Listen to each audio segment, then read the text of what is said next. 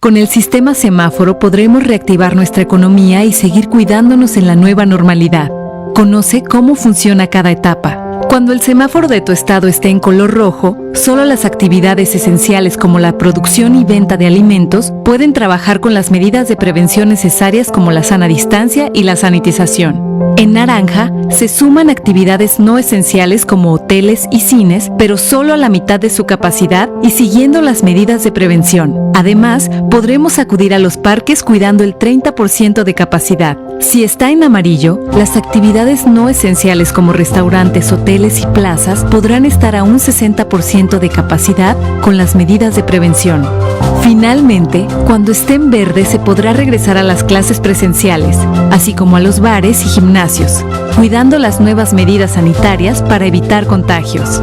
Para mayor información visita coronavirus.gov.mx. Juntos saldremos adelante. Gobierno de México.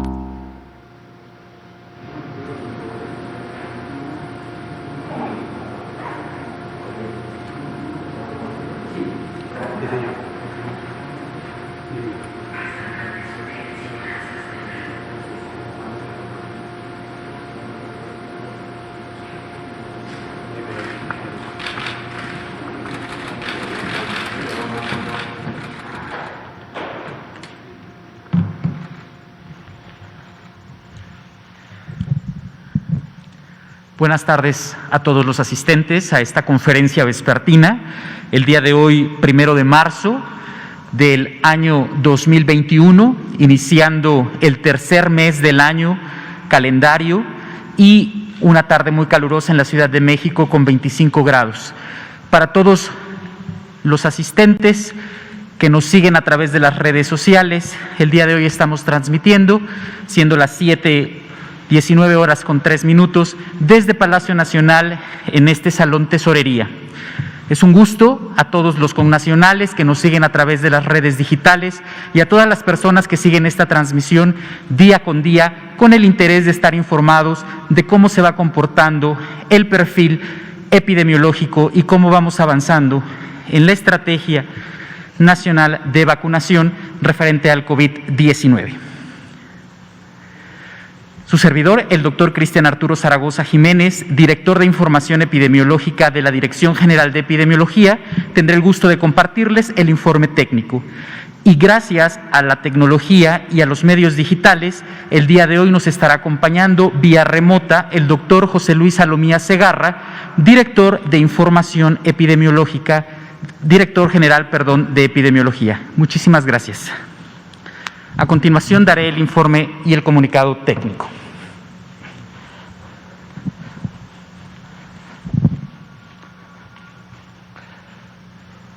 En esta gráfica podemos ver a continuación los casos incidentes y activos estimados.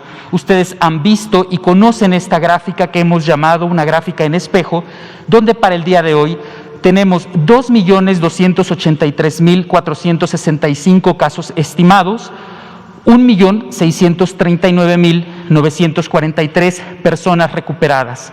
Y el día de hoy tenemos 186.152 defunciones confirmadas.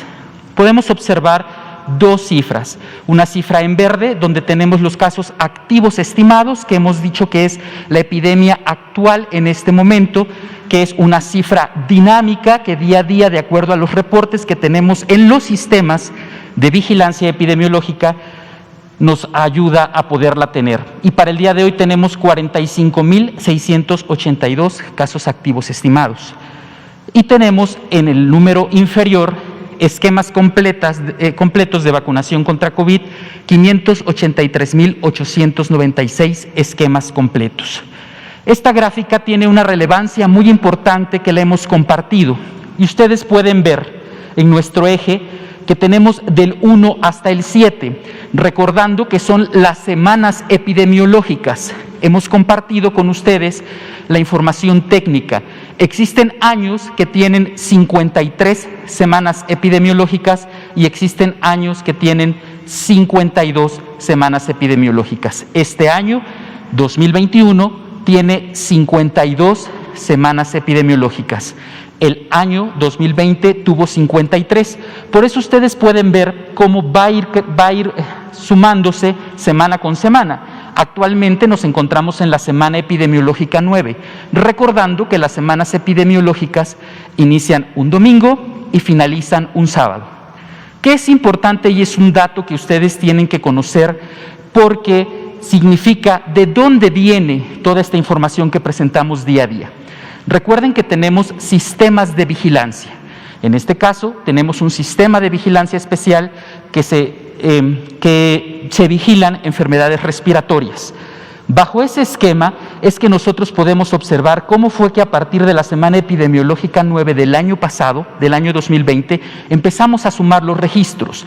Compartíamos con ustedes que a un año de la epidemia hemos podido a lo largo del año construir una basal que tenemos y que nos seguirá sirviendo para poder hacer la identificación que tenemos de los casos y sobre todo de acuerdo a nuestro estudio epidemiológico, que es la herramienta técnica con la cual un paciente al acudir a un servicio de salud se presenta, se interroga y esa herramienta técnica nos permite ir conociendo el perfil de la enfermedad. Y es por eso que ustedes pueden saber cuáles son los síntomas frecuentes, cuáles son las edades en las que se presenta con mayor puntualidad esta enfermedad. Si me dan la que sigue, por favor. En esta gráfica vemos los casos confirmados de COVID por grupo de edad. Y aquí ustedes pueden ver los quinquenios de los grupos de edad, algunos más desagregados, después de los 65 y más, hasta llegar a los 95, donde ustedes pueden ver cómo se localiza en ciertos grupos de edad y es más frecuente la enfermedad que en otros grupos. ¿Qué es destacable? Originalmente, ustedes, cuando hicieron los inicios de la epidemia en nuestro país, veíamos que se presentaba la enfermedad más en hombres que en mujeres. Pero recuerden que nosotros tenemos un elemento técnico que es una definición operacional que ha cambiado de acuerdo al comportamiento de la enfermedad y originalmente nosotros vigilábamos y observábamos que los principales casos originalmente eran viajeros cuando hablábamos de la importación viral y eran hombres. Ahora podemos decir que la epidemia, y esto es a nivel nacional, porque deben recordar que existen 32 epidemias diferentes en este país, porque cada entidad tiene un área geográfica diferente, tiene determinantes sociales diferentes y tiene un comportamiento también diferente. Cuando hacemos un cúmulo y tenemos una estadística nacional, podemos decir que actualmente es el mismo riesgo de probabilidad de enfermar de hombres y mujeres. Es muy destacable que ustedes en esta gráfica observen los grupos de edad donde podemos ver de 25 años a 59 años, donde está concentrado el gran número de personas que han sido positivas a la COVID-19 en esta pandemia y en esta epidemia en nuestro país. Y esto habla de la clase económicamente activa también de nuestro país, que sale día a día a trabajar. Y es por eso que aquí tenemos nosotros que insistir mucho en esta población, en el cuidado de las medidas. Hoy, un día como este lunes, estamos iniciando semáforo y ustedes veían en la información que se dio el día viernes diferentes colores en diferentes entidades y sobre todo esto lo que tenemos que tener es ser muy apegados a las medidas de acuerdo a la estratificación y de acuerdo al color que tengamos. El lavado de manos, agua y jabón, fortalecido. En aquellas ocasiones donde no podamos hacerlo, la utilización del alcohol gel. A lo largo de un año también, pues tenemos accesibilidad a botellas de diferentes formas, más pequeñas, hemos visto. Entonces es importante que nosotros observemos nada más que tenga 70% de alcohol, este alcohol gel que es lo recomendado. Y la sana distancia. Eso es muy importante porque ahora hay mayor movilidad de acuerdo a los semáforos, que no es permitida, de acuerdo a los aforos. Pero sí tenemos que ser muy observantes seguir estornudando con el ángulo interno del codo, que eso tiene que ver mucho con la educación que tenemos que darle a todos, a nuestros hijos, que tenemos que hacerlo en la comunidad. Tenemos que seguir cuidándonos y tenemos que seguir fortaleciendo estas medidas y estas acciones en comunidad para que juntos podamos fortalecer y sobre todo también ir disminuyendo en el número de casos. Lo hemos visto en la gráfica anterior, vemos un franco descenso, pero el franco descenso no nos puede hacer perder la percepción del riesgo. El riesgo está y tenemos que cuidarnos, y mucho depende también de nosotros como personas socialmente responsables y con la responsabilidad que tenemos con nuestra comunidad. Si me das la siguiente, por favor.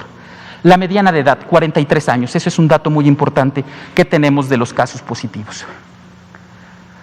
A continuación, veremos la evolución diaria de la hospitalización, un tema que ustedes vieron como a lo largo de este año, de esta epidemia en nuestro país, surgió el tema de expansión hospitalaria, de reconversión, y cómo podemos observar en esta gráfica el total de personas hospitalizadas, y está dividido en dos líneas. La línea roja, que son las hospitalizaciones en camas generales, y la hospitalización con ventilación mecánica de estas personas que necesitan esta asistencia en la línea verde. Y también observamos un franco descenso.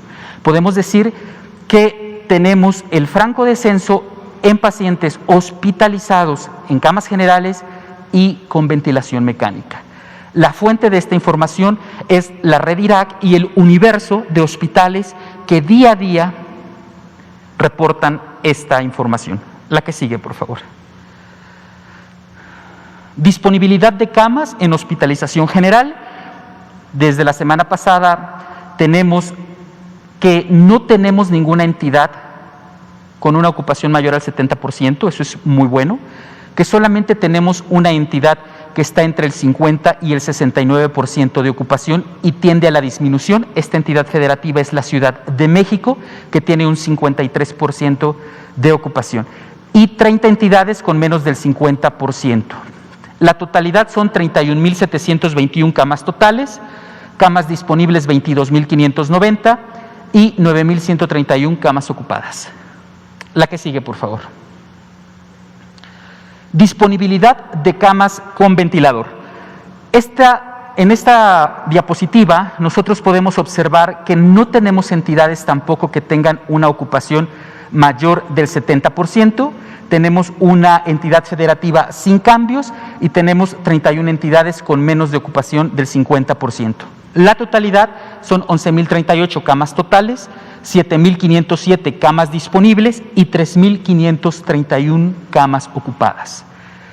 Destaco que vamos a pasar al componente de vacunación que nos compartirá el doctor José Luis Salomía, pero es importante que durante esta Estrategia Nacional de Vacunación tengamos un acompañamiento muy importante con nuestros adultos mayores, que mantengamos las medidas y que sobre todo a esta población seamos empáticos con ella y que favorezcamos que todo se realice con un término correcto y con las medidas de prevención adecuadas hacia esta población.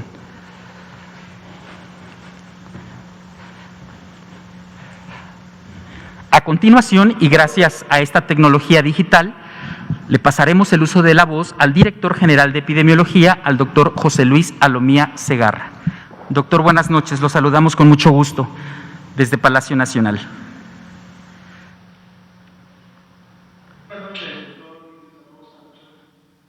Gracias. Conferencia de prensa desde Palacio Nacional. Un saludo a todas las personas que nos sintonizan a través de los diferentes medios de comunicación, las redes sociales y se da a conocer esta conferencia de prensa. Vamos a actualizar el día de hoy el componente de vacunación, esta estrategia nacional a través de la cual estamos aplicando las diferentes vacunas que ya tenemos en el país, obviamente para controlar la enfermedad de COVID-19, mitigar su dispersión y sobre todo recordando que el objetivo principal de esta estrategia nacional es precisamente evitar la enfermedad grave y por lo tanto obviamente disminuir la mortalidad y la letalidad en los grupos blancos, es decir, en los grupos poblacionales en quienes se está aplicando esta vacuna. El día de hoy, como pueden ver en la gráfica diaria de aplicaciones de dosis, al momento o a la hora del corte, se habían aplicado 49.007 vacunas.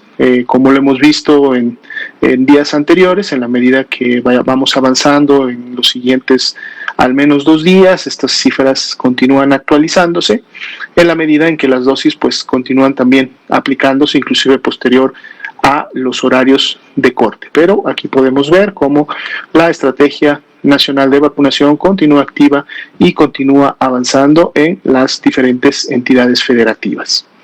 Si vemos la siguiente diapositiva, podemos ver ahora la curva que se forma de las dosis acumuladas, es decir, todas aquellas que hasta el momento se han aplicado. Estamos hablando de dosis aplicadas, 2.526.863 dosis de los 4 diferentes tipos, de las 4 diferentes marcas de vacunas que hasta el momento han arribado al país. Y bueno, podemos ver que la línea de avance acumulado pues continúa todavía incrementándose en la medida que van pasando los días y van continuándose las aplicaciones de las vacunas. Si vemos la siguiente diapositiva, vamos a actualizar precisamente los grupos poblacionales en los que hasta el momento se ha aplicado la vacuna.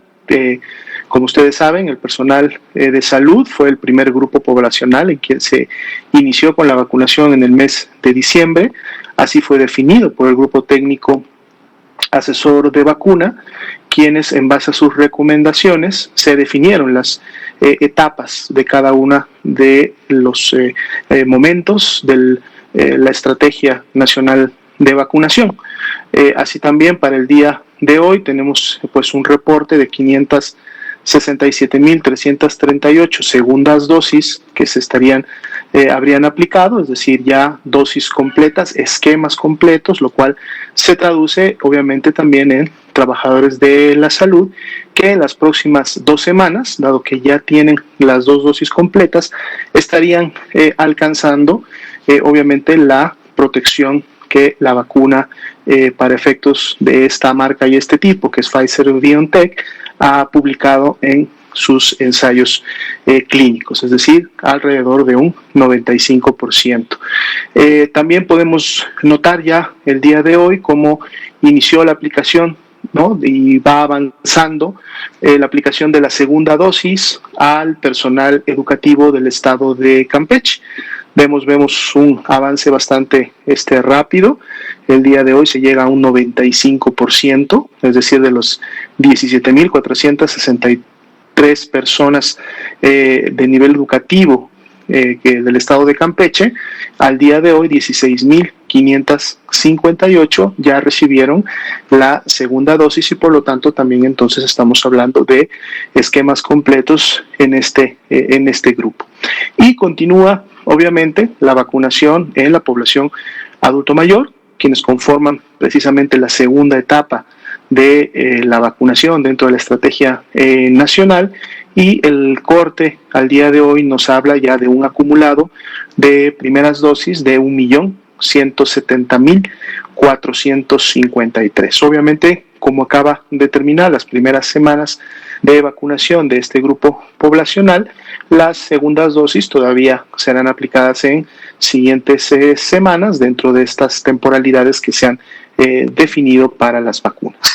Si vemos la siguiente diapositiva, tenemos también el reporte y el acumulado obviamente de los eventos supuestamente asociados a vacunación e inmunización, los SAVIs, que ocurren o pueden darse en relación a la aplicación de las diferentes vacunas. Al día de hoy serían 9.792 todos los SAVIs que han ocurrido, y este número representa el 0.4% de todas las dosis de vacunas que hasta el momento se han aplicado. Y en el primer cuadro superior de la derecha pueden ustedes ver cómo están distribuidos estos 9.792 ESAVIS para cada una de las marcas de vacunas. Así también en la parte inferior pueden ver la distribución de los 59 casos que se han clasificado como ESAVIS graves, es decir que más allá de una reacción local o una reacción inclusive temporal, pues bueno, estas 59 personas en su momento sí necesitaron de una evaluación más especializada, de haber inclusive ingresado a un servicio de segundo nivel de atención para poder llevar a cabo este seguimiento y esta valoración especializada. Para el día de hoy solamente se reportan, es decir, de este grupo de 59, solamente se reportan 16 personas que mantendrían todavía esta observación, y precisamente en los cuadros de la parte inferior pueden ustedes verlos distribuidos no solamente en las entidades federativas, sino también por sexo de hombre y mujer para efectos de la identificación. Si vemos la siguiente diapositiva, informamos a la población que hasta el momento a México han llegado, se han recibido 3.839.625 dosis de vacuna contra el virus SARS-CoV-2 para prevenir obviamente el COVID-19. Estas más de 3.839.000 dosis están divididas en 4 marcas provenientes solamente de 4 fabricantes. 1.769.625 son de la vacuna Pfizer-BioNTech, 870.000 de la vacuna AstraZeneca y 1.000.000 de la vacuna Sinovac y 200.000 dosis de la vacuna Sputnik V. Y como sabemos, en siguientes días continuarán recibiéndose nuevos embarques de vacuna para de esta manera poder continuar con la calendarización que se ha programado y que obviamente estamos todos expectantes del arribo y la llegada de estas nuevas dosis de vacunas. Si vemos la siguiente diapositiva, es importante siempre recordar a toda la población que los que están en este momento ya identificados en los grupos para la etapa 1 y para la etapa 2, pues deben obviamente de vacunarse. Toda la estrategia va encaminada a poder acercar y hacer una realidad la aplicación de la vacuna en estas personas. Pero así también hay otros grupos que en este momento todavía no se les está aplicando la vacuna, están programados para más adelante. Entonces, también es importante que las demás personas que no estamos todavía en los grupos de las etapas 1 y 2 podamos entonces esperar nuestro turno, sabiendo que el gobierno de México ha hecho provisión para que todas las personas en el país que necesitan y requieren y pueden vacunarse tengan el acceso gratuito y universal a la vacuna. Entonces, por lo tanto, es solamente cuestión de tiempo, las dosis seguirán llegando, se seguirá incrementando los embarques y por lo tanto las cantidades de vacuna, y cada uno entonces llegará el momento en que puedan efectivamente llevar a cabo y realizarse la vacunación. Entonces, bien, le pido al doctor Cristian Zaragoza que por favor nos ayude a coordinar el espacio de preguntas y respuestas. Muchas gracias. Agradecemos al doctor José Luis Alomía Segarra, director general de Epidemiología. Daremos paso a las preguntas y respuestas. Iniciaremos en la parte central, nos iremos después hacia los extremos.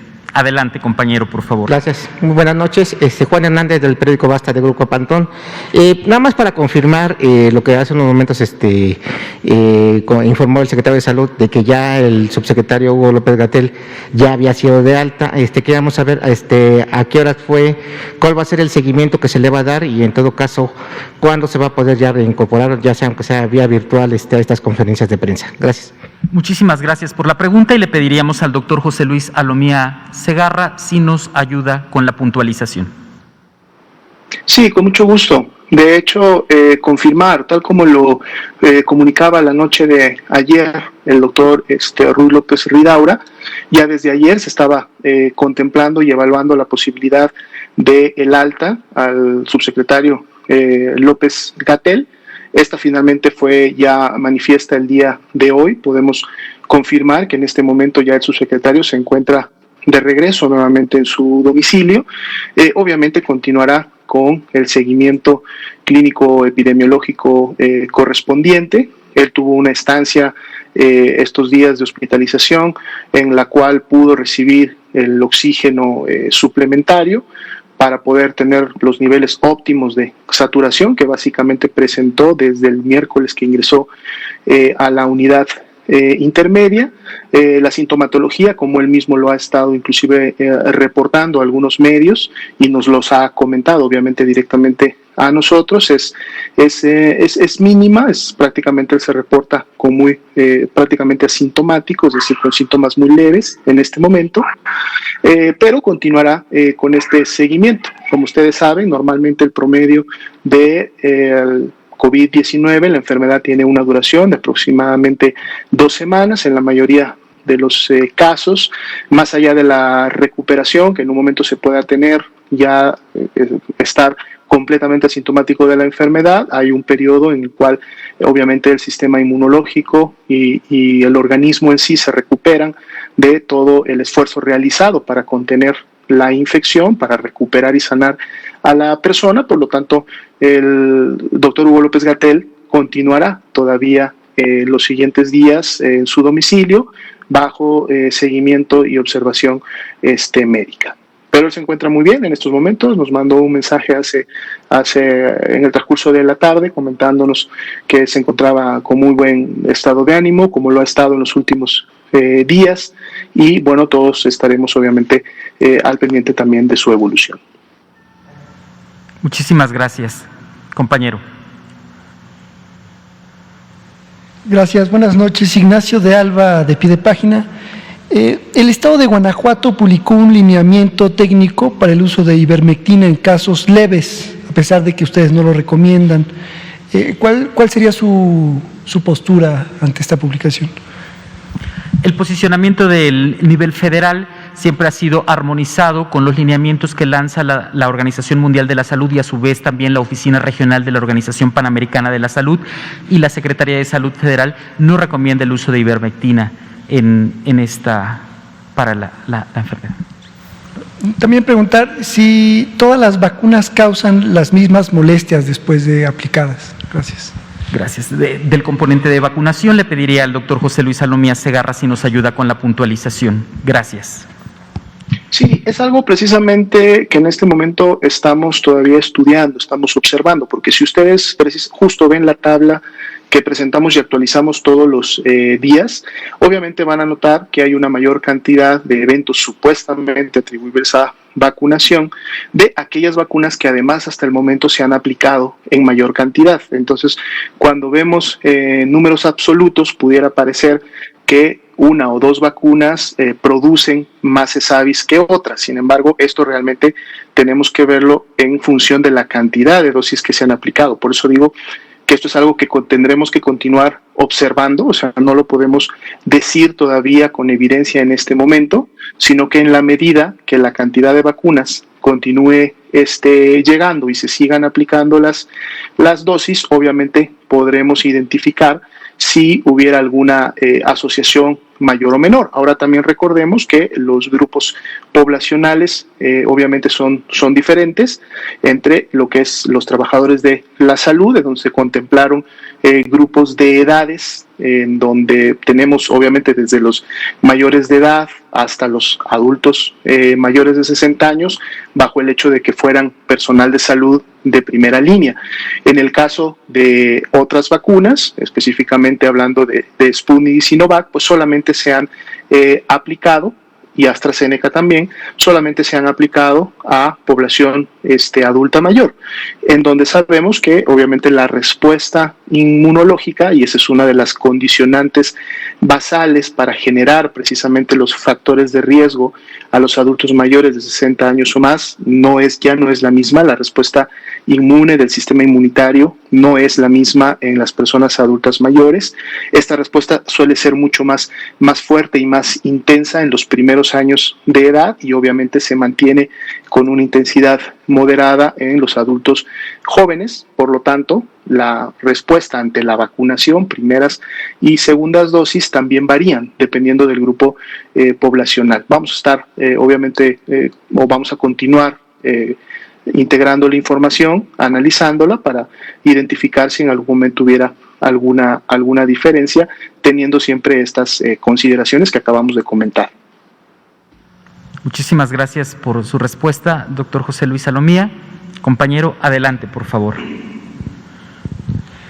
Gracias, buenas noches, doctores. Gerardo Suárez, del Heraldo de México. Quisiera pedirles también información respecto al tratamiento que hubiera recibido el subsecretario López-Gatell, si también se trata de algún ensayo clínico como en el que participó el presidente López Obrador. Y en otro tema, sobre la vacunación, ¿cuándo empezaría la vacunación o cuándo empezó, si es que ya es así, cuándo empezaría la vacunación del resto del personal de salud? Porque hasta el momento los datos que nos presentan todavía es del personal que está en la atención directa de la pandemia, pero de acuerdo con el Plan Nacional de Vacunación estaba previsto que desde la primera quincena de febrero se pudiera empezar con el resto del personal. Ocurrió este problema del aplazamiento de envíos, pero hasta el momento no hemos tenido mayor noticia de ellos y ya empezó a vacunarse al resto del personal de salud. Gracias. Muchas gracias por sus preguntas. Le pediríamos al doctor José Luis Salomía si nos ayuda a puntualizarlas, por favor. Sí, muchas gracias. Bueno, de los tratamientos que el subsecretario ha confirmado o nos ha comentado son precisamente el oxígeno suplementario. Recordemos que el oxígeno suplementario en fases tempranas de la enfermedad, sobre todo cuando de manera oportuna se identifica que empieza a haber una disminución en la saturación de oxígeno, pues es precisamente uno de los tratamientos que hasta este momento se ha avalado y se recomienda ampliamente, por lo menos en México, para el abordaje temprano y oportuno de las personas que tienen COVID leve moderado y que en su momento pueden empezar a tener esta característica.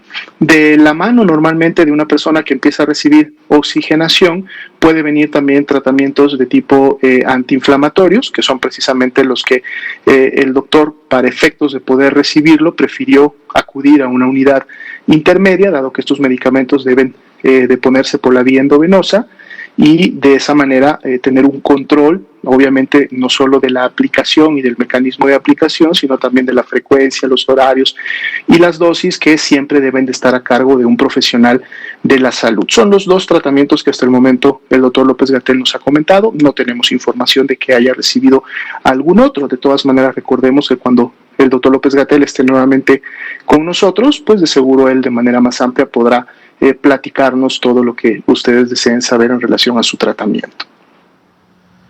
En función de la segunda pregunta, estoy solamente recordándola, tiene que ver con las dosis de los médicos, ¿verdad? Es correcto. Se ha continuado trabajando desde la semana pasada que llegaron los embarques de Pfizer-BioNTech en primero terminar de cubrir al personal de primera línea. Recuerden que este es el primer grupo y el más prioritario dentro de toda la estrategia.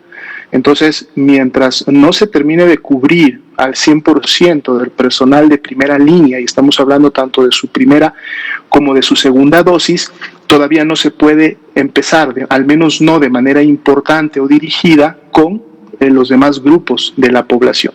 Este personal se estuvo integrando en la primera, o cuando iniciamos la vacunación el 24 de diciembre, de alguna manera la logística fue más sencilla porque se pudo identificar rápidamente a este personal de primera línea precisamente en las unidades que conforman la red IRAR o en las unidades que notifican al CISBER, es decir, se tenía una claridad de cuáles eran las unidades médicas, tanto públicas como privadas, que estaban atendiendo a los pacientes sospechosos y confirmados de COVID y por lo tanto pertenecían a esta primera línea de atención. Una vez que se empezó a dar cobertura a todo este grupo, vinieron entonces retos más importantes, que fue precisamente poder identificar al personal de primera línea también, pero que no necesariamente estaba en estas unidades, sino que pertenecían a unidades a lo mejor de primer nivel, estaban en los servicios prehospitalarios, sobre todo aquellos que operan en nivel, obviamente, en las ambulancias, en los traslados entre los domicilios y los hospitales, o haciendo traslados entre unidades médicas, y obviamente de todos aquellos los que también estando en primera línea estaban en otras unidades no identificadas al principio. Esto precisamente ha sido el trabajo arduo de las últimas semanas, de poder seguir identificando fehacientemente, registrando e integrando en la plataforma y por lo tanto invitándolos y generándoles la invitación a vacunar con fecha y hora a este personal. En algunas entidades en donde las mismas entidades reportaron que ya habían cubierto al 100% de este personal de primera línea y que podían entonces ahora seguir identificando al personal en unidades de atención COVID que no necesariamente pertenecían a la segunda línea, entonces pudieron también ya desde la semana pasada, con el arribo que se tuvo el martes, miércoles de la semana pasada de la vacuna Pfizer-BioNTech, continuar con este grupo. Pero entonces recordemos que esto apenas inicia, son grupos que continúan identificándose y mientras obviamente no se tenga ya la certeza de haber vacunado al 100% del personal de primera línea, estas dosis se están precisamente dirigiendo y reservando para poder terminar en entidades donde todavía no se ha concluido con el personal de primera línea, poder llevar a cabo esta cobertura. Doctor, solo una duda. Hasta el momento en las gráficas nos mostraban que van poco más de 750,000 trabajadores de la salud de primera línea que han recibido al menos una dosis. Entonces, ¿tienen un cálculo de cuántos faltarían de esta primera línea? Sí, las estimaciones que se realizaron antes de iniciar precisamente con la primera etapa es que los trabajadores de este grupo podrían estar cerca o poco menos del 1,000,000 de trabajadores. Obviamente esto es tomando en cuenta todas las unidades en México, todos los trabajadores, porque recuerden, es muy importante siempre volverlo a decir, no solamente estamos hablando de médicas, médicos, enfermeros, enfermeras.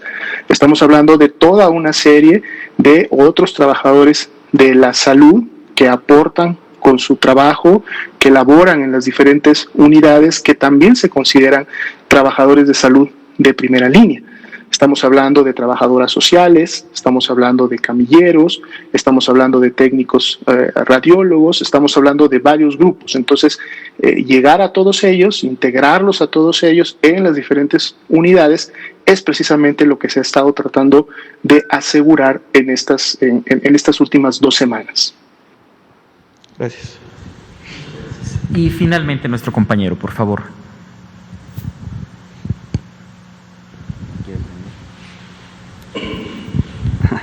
Muchas gracias. Buenas noches, doctor Cristian Zaragoza. Buenas noches, doctor José Luis Salomía. Le mandamos un saludo al presidente López Obrador y celebramos que el doctor Hugo López-Gatell va mejorando. La primera pregunta sería, doctor José Luis Salomía, ¿por qué no nos acompaña? Ya lo esperábamos aquí. ¿Cómo se encuentra usted? Esperemos que se encuentre bien, pero ¿cuáles son sus circunstancias? Y la segunda pregunta sería, ahora que ya se reunió el presidente Andrés Manuel López Obrador vía virtual con el presidente Biden de Estados Unidos, ¿cuál sería el trabajo en conjunto para la vacunación en México? O bueno, para las dos naciones, ¿en qué acuerdos quedaron más o menos o cómo se piensa trabajar ahora que se realizó esta reunión? Y si me permiten, ahorita una tercera pregunta, por favor. Agradezco la primera pregunta. Yo me encuentro muy bien de salud, me he mantenido asintomático durante todo mi resguardo domiciliario. Cuando cumpla con el periodo correspondiente podré retomar nuevamente las actividades presenciales esenciales, obviamente recordando que todos estamos en un marco en donde debemos de priorizar las actividades virtuales, ¿no? Las actividades no presenciales, en donde obviamente esto siempre, independientemente que hayamos sido o no contacto de un caso confirmado, más si lo somos o más si somos un caso de COVID-19, obviamente, pues va a contribuir a disminuir siempre la transmisión. Yo continúo asintomático, no tengo evidencias de haberme contagiado y bueno, espero que pueda concluir mi periodo de autorresguardo de esa manera. En relación a la reunión que sostuvo esta tarde ambos presidentes, tanto el de México como el de Estados Unidos, bueno, es todavía información preliminar, no hemos tenido acceso, digamos, a los acuerdos o a lo que se haya llevado en la misma. Importante comentar que en este preciso momento, mientras estamos dando la conferencia, el señor presidente se encuentra reunido con el grupo intersectorial e interinstitucional de todo el tema que tiene que ver con la respuesta a la pandemia. Tenemos reuniones semanales de hasta 2 veces por semana con todo este grupo y reuniones diarias que él tiene con grupos específicos de la respuesta ante el COVID. Entonces, es posible que en este momento estén ya tocando estos acuerdos, estén revisando los resultados de esta reunión y pues de seguro en siguientes días podremos contar con más información o con alguna acción específica conjunta que pudiera haberse definido. Vamos a estar atentos. Ok, muchas gracias. La última sería, si pudieran comentarnos nuevamente acerca de la vacunación para las personas adultos mayores. Varios suscriptores queridos en mi canal me han comentado dudas, que igual muchas ya las han respondido, pero sí las pueden volver a repetir. Dudas acerca de la vacunación para las personas con alguna discapacidad, personas alérgicas, nuevamente alérgicas a las sulfas, las reacciones que pudieran tener si es viable vacunarse. Tienen todavía muchos temores acerca de ese detalle. Me preguntan acerca de ciertas distrofias musculares o problemas musculares o alergias con sulfonamidas o alergias con las sulfas. ¿Qué nos pudieran comentar nuevamente al respecto? Muchas gracias. Gracias. Como se han comentado en múltiples conferencias previas, en días previos, no forman parte de contraindicaciones absolutas los medicamentos o compuestos que acaba de mencionar, las sulfas en sí, como lo acaba de mencionar, no forman parte de las contraindicaciones absolutas, solamente es una historia que en su momento se pueda tener de reacciones alérgicas importantes, previas, que se hayan dado a los componentes de la vacuna, ¿no? Aquí lo importante es que en todo punto de vacunación se cuenta con un equipo para la información y la valoración.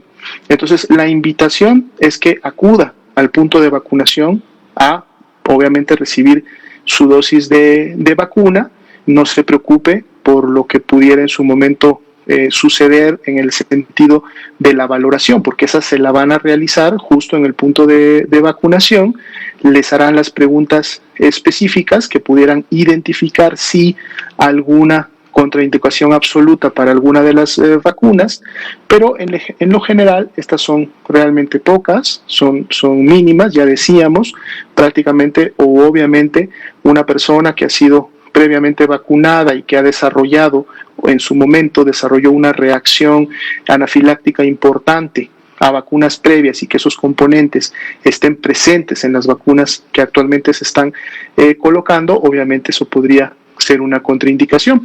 Se ha comentado también las personas que actualmente están enfermas, que están con signos y síntomas de enfermedad, que están expresando alguna patología, pues obviamente también no deben de ser vacunadas para no generar alguna reacción en el marco de esta enfermedad, por asuntos de seguridad que hasta el momento se ha generado para la vacuna. Los menores de 16 años tampoco ingresan en los grupos de vacunación y son, como pueden ver, muy pocas estas contraindicaciones. Entonces, cualquier otro tipo de problemática, no se preocupe, usted acuda. Hay personal médico, trabajadores de la salud capacitados en los puntos de vacunación que harán la valoración correspondiente y podrán obviamente alertarle sobre alguna problemática o algo que en su momento pudiera impedir la vacunación. Pero en la gran mayoría de los casos de seguro esto no va a ocurrir, entonces no perdamos la posibilidad de vacunarnos. Precisamente nuestra COFEPRIS, nuestra Comisión Federal de Protección contra Riesgos Sanitarios, ha tomado todas las medidas, ha hecho las pruebas correspondientes, ha hecho las revisiones internacionales, inclusive de autorizaciones que se han dado por otras agencias de renombre, y cada una de las vacunas que ha sido aprobada para la aplicación en el territorio mexicano, pues cuenta con esta revisión y cuenta obviamente con esta emisión de seguridad. Entonces es importante más bien poder llevarla a cabo, porque si en todo caso una persona pertenece a algún grupo de riesgo en específico, pues más bien, como su mismo nombre lo dice, pertenecer a ese grupo de riesgo, lo que sucede es que incrementa su riesgo de una enfermedad grave, y por lo tanto también de que esa enfermedad grave se complique y pueda generar una defunción.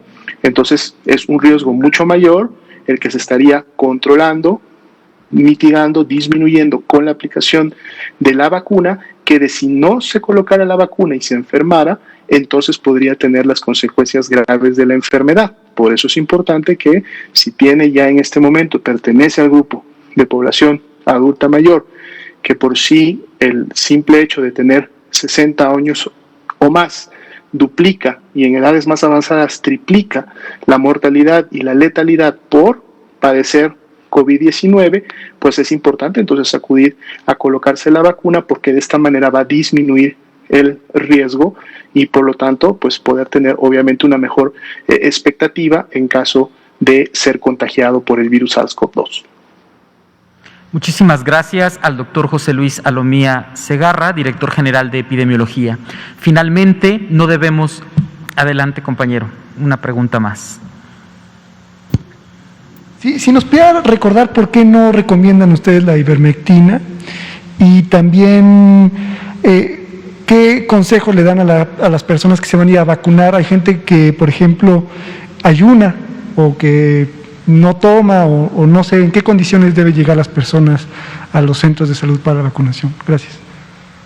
De acuerdo a las revisiones sistemáticas que ha realizado la literatura internacional y a la experiencia de diferentes países y armonizados con la Organización Mundial de la Salud, el posicionamiento es que no tiene una efectividad sobre la enfermedad. Y referente al tema de la vacunación, es importante que destaquemos toda la situación que tiene que ver en el acompañamiento a nuestros adultos mayores. Efectivamente, necesitamos ser muy empáticos, tener una comunicación de riesgo efectiva y sobre todo esta vigilancia que tenemos que hacer como familiares cercanos, directos a las personas adultas mayores, el saber si tienen comorbilidades, el saber si tienen algún impedimento físico, apoyarlos desde el momento en este acompañamiento de llevarlos, o en aquellos pacientes, en aquellos casos en los cuales no puedan moverse, ver los mecanismos para que acudan las brigadas con ellos y los puedan hacer a través de la vacunación en casa. Eso es muy importante.